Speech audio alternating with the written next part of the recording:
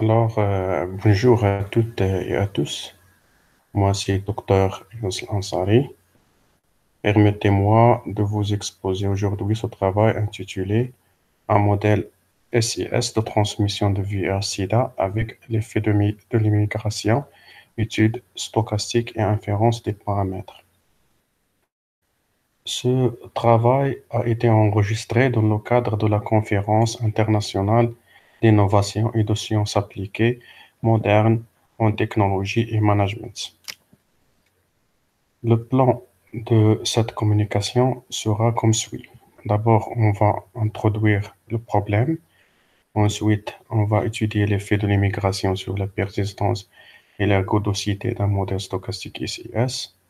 Ensuite, on va faire une inférence statistique sur un modèle stochastique de VIH-Sida avec l'effet de l'immigration et on va donner finalement une conclusion et des perspectives.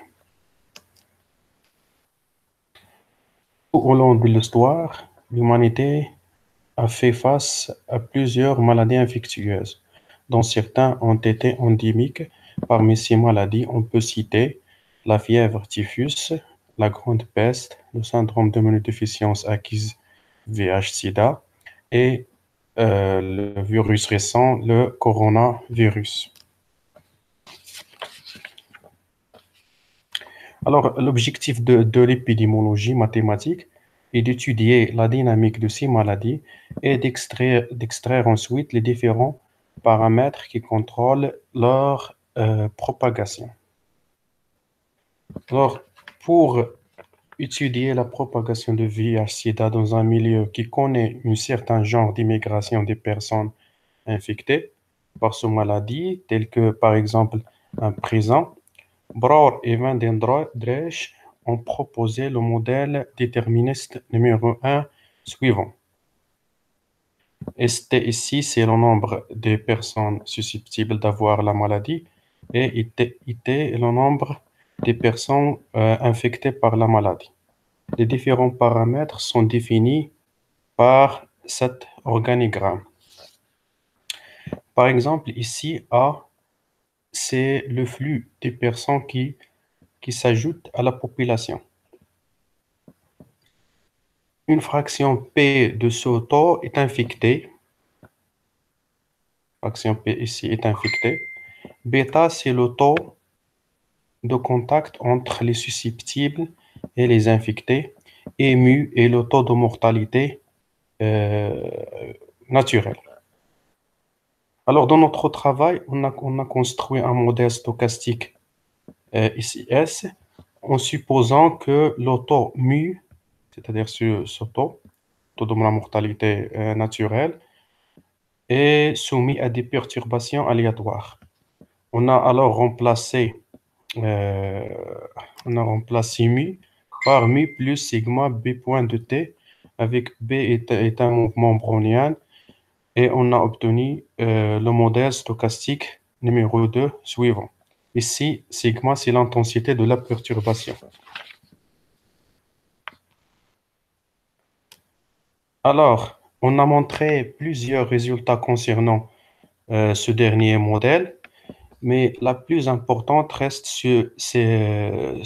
celui-là qui assure l'existence d'une distribution stationnaire U étoile en relation avec la solution de notre modèle.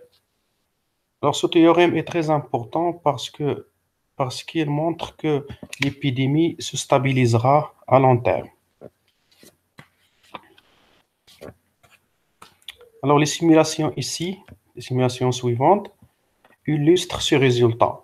On peut voir ici que plus le paramètre sigma, c'est-à-dire l'intensité de la perturbation, devient petite, plus la convergence de la distribution de notre solution vers la distribution stationnaire devient plus rapide.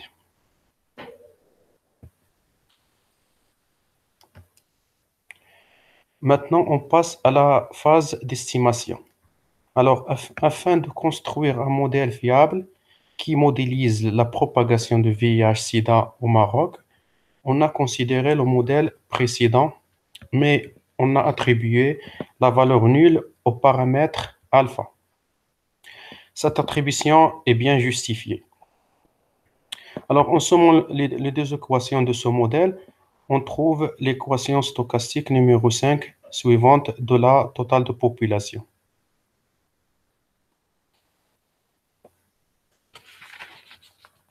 Alors, étant donné une subdivision de ce total, de n de t, sur un intervalle 0t, on a estimé les paramètres mu, UA et sigma carré par deux méthodes différentes.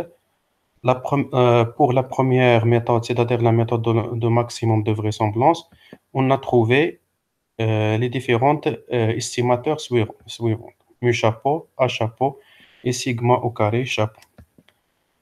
Pour l'autre méthode, c'est-à-dire la méthode indirecte de l'ère maximum de vraisemblance, on a trouvé les paramètres mu chapeau, sigma chapeau et A chapeau suivants. Ici, il faut annoncer que R de t égale l'espérance de N de t.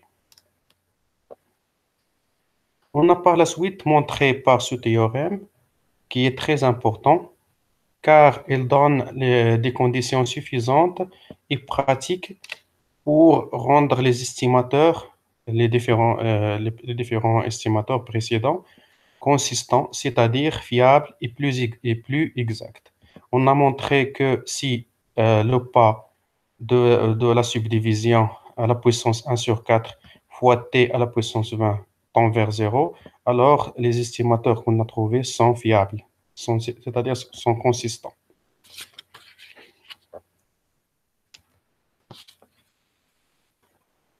Alors, en s'appuyant sur un tableau qui présente l'évolution des personnes susceptibles d'avoir le sida et les personnes infectées par le sida dans la population sexuellement active du Maroc entre les années 1986 et 2014, on a pu trouver les différents estimateurs par les deux méthodes suivantes, par les deux méthodes précédentes.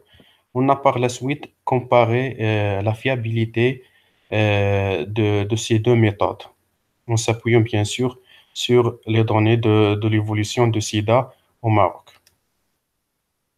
Alors, comme conclusion, on a bien construit un modèle stochastique spécial avec une matrice de diffusion qui est dégénérée. Ensuite, on a estimé les paramètres de ce modèle ou bien quelques paramètres de ce modèle. Et on a étudié la consistance et la convergence asymptotique de ces estimateurs et on les a comparés. Comme perspective, il faut affaiblir les conditions de consistance et de convergence asymptotique des estimateurs précédents, c'est-à-dire cette étude est entrée dans ses phases finales. Et finalement, il faut aussi bien utiliser d'autres méthodes, telles que par exemple des méthodes numériques, pour estimer les autres paramètres. Alors, merci pour votre attention et à bientôt.